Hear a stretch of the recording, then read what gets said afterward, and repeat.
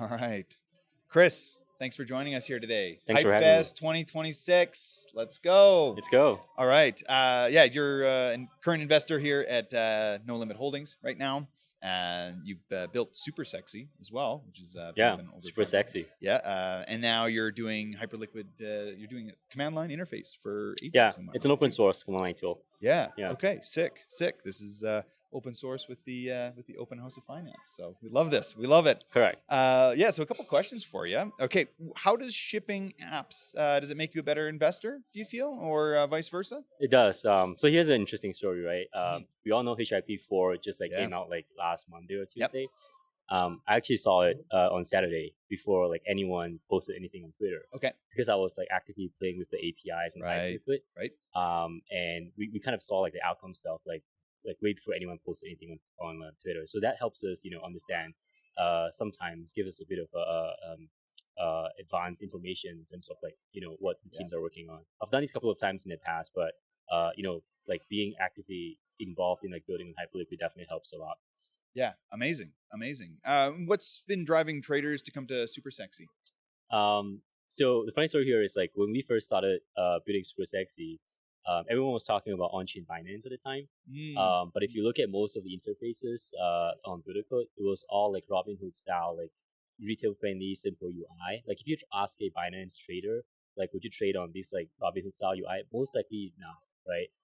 So we were yeah, why don't we try to build on-chain Binance for ourselves on Hyperliquid? So we started cloning some of the centralized exchange using interfaces and some of their features.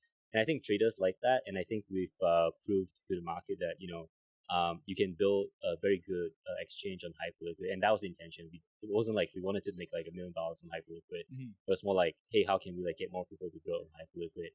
So I don't know, the traders just came by themselves, and people were testing it out. And we got to $1.3 billion in volume. Yeah, amazing. Naturally in the first 2 months. So that was pretty amazing. Yeah, wonderful to see that, and seeing the organic stuff just kind of taking place and happening. I feel like that's a real common theme here for Hyperliquid. Yeah, incredible. So now you're kind of moving into this the agentic trading thing. That's obviously it's all over the place here. It's kind of the rage right now. Do you expect agentic trading to continue to grow on Hyperliquid, or how are you seeing that happen? I guess not only with Hypercore, Hyper EVM, and the kind of combination of all of this. Yeah, 100%. So I'm pretty sure you've seen the AI agentic trading competition tournaments before, right? They top up 10K into each model and have them compete, right? You don't see that on places I don't know, Binance or centralized exchanges. Sure. Because how do you give us an agent a KYC account trade? It's just not convenient, right? Whereas in Hyperliquid, any AI agent can just create a wallet and start trading. And that's how we built Hyperliquid CLI, because we at No Limit Holdings, we built a lot of AI tools internally. And I think we're pretty up to date with all of the latest agentic stuff. And one thing we learned is that browser trading is not the best. Browser UI is not the best for AI agents. API is cool, but AI still have to write their own custom scripts around the APIs to actually use them. Yeah. And we learned that CLI is actually the easiest way for AI agents to interact with something. Yeah. And then we were is there a CLI for Hyperliquid? There was none of them. So we were okay, let's build something cool. So on Hyperliquid CLI, you can stream audiobook, for example, in real time. Okay. Yeah. So yeah, that was our kind of initiatives, I guess, to help more agents trade on Hyperliquid. And I think we will see much more of that coming onto Hyperliquid. Yeah, very cool. And especially and maybe this is relevant or not, but I've been seeing some people play around with the latest Claude stuff, right? And it's all command line, and they're running their own terminal. They're running their own hosting it that way and interacting it directly with the command line. You know? Running in terminal. Yeah, correct. So that's seeing that kind of take place.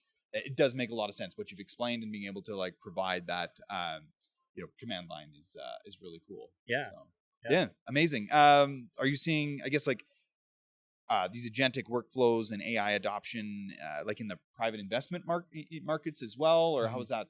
What are you seeing with that?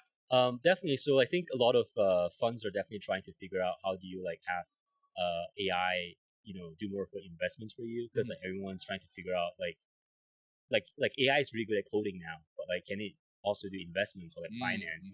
And a lot of investors are, at least from a lot of conversations I've had, a lot of funds are trying to build their own like AI workflows to like automate thesis and like investments, DDs, and so on.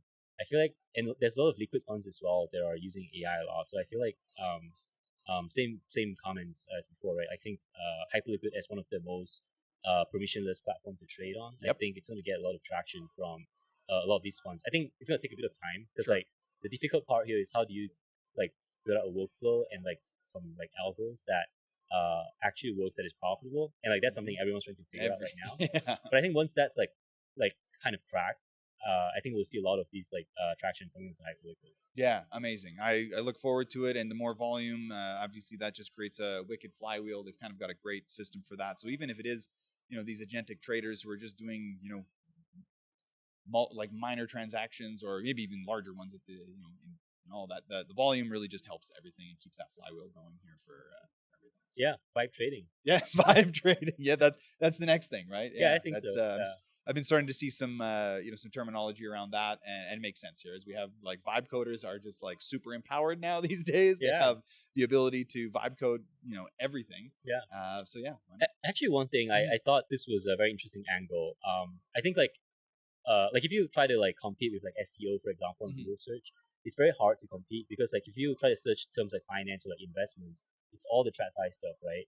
But I think like as AI agents start to like pick up and like we start to see a new way to like search for things. I think it opens up a new opportunity for like more like tools to like promote on-chain primitives through like GEO, right? And so like for example, like I'm actually very looking forward to see more tools that integrates Hyperliquid through like CLI, for example, or like through like skills that in a way that is not just Hyperliquid specific, but like just like investments or finance in general. Yeah. And then like Hyperliquid is kind of the kind of backbone engines that powers all of the trades that happens there. So I think it's very exciting. Yeah, the House of Finance. House of Finance. There we go. For AI and humans. Yeah, for AI and humans. Yeah. Everybody. The House of Finance does not discriminate. Yeah. There we go. All right. Wonderful. Thank you very much for coming on today. Thanks for having me. Hyperliquid. Hyperliquid. Yeah.